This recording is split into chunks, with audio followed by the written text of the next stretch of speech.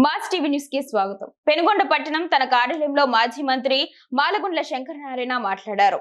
2014 నుంచి 2019 వరకు ముఖ్యమంత్రిగా ఉన్న సమయంలో పోలవరం ప్రాజెక్టు నుంచి రాయలసీమకు నీళ్లు తీసుకువస్తా అని కొల్లిబొల్లి మాటలు చెప్పిన చంద్రబాబు నేడు కేంద్ర ప్రభుత్వంలో భాగస్వామిగా ఉన్న చంద్రబాబు పోలవరం ఎత్తు 48 మీటర్ల నుంచి 41 మీటర్లకే పరిమితం చేస్తూ కేంద్ర ప్రభుత్వం తీసుకున్న నిర్ణయానికి మద్దతు తెలిపి రాయలసీమకు నికర జలాలు రాకుండా అడ్డుపడుతూ రాయలసీమ ద్రోహిగా మిగిలిపోతున్న చంద్రబాబు నాయుడు అంటూ వ్యాఖ్యానించిన మాజీ మంత్రి మాలగుండ్ల శంకరనారాయణ ఇక్కడ స్థానిక చెరువులకు హంద్రనీవా ద్వారా కృష్ణా జలాలు తీసుకురావడంలో విఫలమయ్యారని ప్రతిపక్షంగా మేము మాట్లాడితే స్థానిక మంత్రి సవిత తమ అనుచరులతో ఏదేదో మాట్లాడిస్తున్నారు. అమ్మ సవితమ్మ, పెనుగొండ ప్రజానీకంపై నీకు చిత్తశుద్ధి ఉంటే చెరువులకు నీరు నింపి ప్రజలకు సమాధానం చెప్పుకోవాల్సిన బాధ్యత నీపైన ఉంది. అంతేకాకుండా జగన్ ప్రభుత్వంలో నేను ఇక్కడ ప్రాతినిధ్యం వహిస్తూ వెనుకబడిన పెనుగొండ ప్రాంతానికి ప్రభుత్వ మెడికల్ కాలేజ్ మంజూరు చేయించి సగం పనులు పూర్తి అయిన విషయం గుర్తు చేస్తున్నా. మీ ప్రభుత్వంలో మెడికల్ కాలేజీలను ప్రైవేటు పరం చేయకుండా ఈ వెనుకబడిన పెనుగొండ ప్రాంతంలో ప్రభుత్వ మెడికల్ కాలేజీని పూర్తి చేయించి ఇక్కడి ప్రజానికానికి విద్యా వైద్యం అందజేయాల్సిన బాధ్యత మీపైన ఉందని స్థానిక మంత్రి సవితమ్మకు గుర్తు చేసిన మాజీ మంత్రివర్యులు మాలగుండ్ల శంకరనారాయణ. ప్రజానికానికి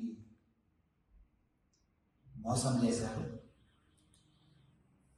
కేంద్ర బడ్జెట్లో పోలవరం డ్యామ్ 41 మీటర్లకే కుదించడంతో ఇది తేటతెల్లమైంది. మరి ఈ పోలవరం నుంచి రాయలసీమకు నీరు తీసుకొస్తాము అని గత 5 సంవత్సరాలుగా ఆయన ముఖ్యమంత్రిగా ఉన్నప్పుడు చెప్పడమే కాకుండా ఇప్పుడు కూడా మరలా అదే డ్రామా మొదలు పెట్టడం జరిగింది. మరి ఏదైతే ప్రతిపాదిత ఎత్తు పోలవరం డ్యామ్ ఎత్తు 45 మీటర్లకు పైగా ఉందో ఆ ఎత్తును తగ్గించి ఈరోజు 41 మీటర్లకు కుదించడంతో ఈ రాయలసీమకు నీరు తెచ్చే కార్యక్రమం ఏదైతే ఆయన చెప్తున్నాడో అది ఒట్టి నాటకం అనేది అర్థమైపోతుంది. అంతేకాకుండా రాయలసీమ ప్రాంతానికి రావాల్సినటువంటి నికర జలాలు ఏవైతే ఉన్నాయో ఈ జలాలు భవిష్యత్తులో రాకుండా అవుతాయనే విషయాన్ని కూడా ఈ సందర్భంగా గుర్తు చేస్తున్నాం. చంద్రబాబు నాయుడు మీరు ఈ రాష్ట్ర ప్రజలకు మరి ముఖ్యంగా రాయలసీమ ప్రజలకు చేస్తున్నటువంటి అన్యాయం ఏదైతే ఉందో మరి మీరు మాట్లాడిన బడ్జెట్ పైన కేంద్ర బడ్జెట్ పైన మీరు మాట్లాడిన మాటలు ఏవైతే ఉన్నాయో వాటిని బట్టి తేట తెల్లమవుతుంది. మరి రాయలసీమ ప్రాంతానికి మరి పోలవరం నుంచి నీళ్లు తెచ్చే నాటకం ఏదైతే ఉందో అది ఈ రాయలసీమ ప్రజానీకం అంతా గమనించారు. మరి మీరందరూ కూడా ఈరోజు దాదాపు మీ ఎంపీలపైనే అంటే తెలుగుదేశం పార్టీ ఎంపీలపైనే కేంద్ర ప్రభుత్వం యొక్క భౌతవ్యం ఆధారపడిన మీరు కేంద్ర ప్రభుత్వాన్ని బీజేపీ ప్రభుత్వం పైన ఒత్తిడి తీసుకురాకోకుండా మరి అందులో భాగస్వాములైనటువంటి మీరు ఆ ప్రభుత్వం పైన ఒత్తిడి తేకోకుండా మరి ఈరోజు రాయలసీమ ప్రజానీకానికి మోసం చేశారనే విషయాన్ని సందర్భంగా గుర్తు చేస్తున్నాం.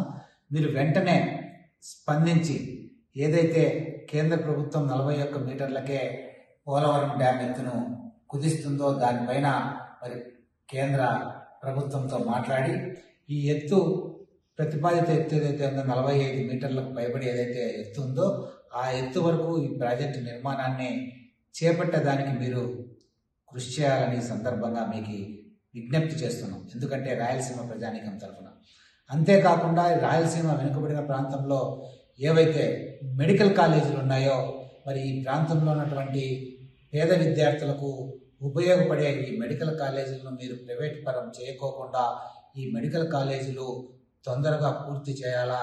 మరి పెనుగొండ నియోజకవర్గ కేంద్రంలో ఏర్పాటు చేస్తున్నటువంటి మెడికల్ కాలేజ్ ఏదైతే ఉందో ఆపేసారో పనులు వాటి పనులు కూడా తొందరగా చేపట్టాలని కూడా ఈ సందర్భంగా చంద్రబాబు నాయుడుకి విజ్ఞప్తి చేస్తున్నాం. అదేవిధంగా మరి స్థానికంగా ఉన్నటువంటి మంత్రి సవిత గారు ఎవరైతే ఉన్నారో ఆమెను కూడా ఈ సందర్భంగా డిమాండ్ చేస్తున్నాం. ఆమెకు కూడా పెనుగొండ నియోజకవర్గ కేంద్రంలో మరి జగనన్న ప్రభుత్వం మరి ఏర్పాటు చేసి మరి ఏవైతే స్లాబ్ లెవెల్ వరకు పనులు జరిగాయో మొదటి ఫ్లోర్ పనులు జరిగాయో మెడికల్ కాలేజ్ పనులు వాటిని కొనసాగించేదానికి మీరు కూడా కృషి చేయాలా. మరి ఈ ప్రాంతం వెనుకబడిన ప్రాంతం మెడికల్ కాలేజీ వల్ల మరి అభివృద్ధి చెందడమే కాకుండా ఈ వెనుకబడిన ప్రాంతంలో ఉన్నటువంటి ఎవరైతే పేదలు ఉన్నారో వీరికి మెరుగైన వైద్య సౌకర్యాలు అందాలంటే ఇక్కడ మెడికల్ కాలేజీలు తప్పనిసరిగా రావాలని మేము ఈ సందర్భంగా కూడా మరి సవిత గారికి విజ్ఞప్తి చేస్తున్నాం. ఎందుకంటే మేము ఏదైనా ఇది ప్రజా సమస్యల పైన మాట్లాడితే కొంతమంది ఆమె దగ్గర ఉండే అనుచరులతో మాట్లాడించడం భావ్యం చెప్పండి, అంతేగాని మీ అనుచరులతోనో అనుమాయులతోనో మాట్లాడించి పాపం వారికి మరి అనవసరమైనటువంటి పని పెట్టడం తగదు. మరి చెరువులకు నీళ్ళు ఇవ్వాలా, అలాగే మెడికల్ కాలేజీ పెనుగొండలో మెడికల్ కాలేజ్ కూడా నిర్మాణానికి పూర్తిగా మీరు పనిచేయాలని సందర్భంగా ఈ ప్రాంత ప్రజల తరఫున మేము విజ్ఞప్తి చేస్తాం.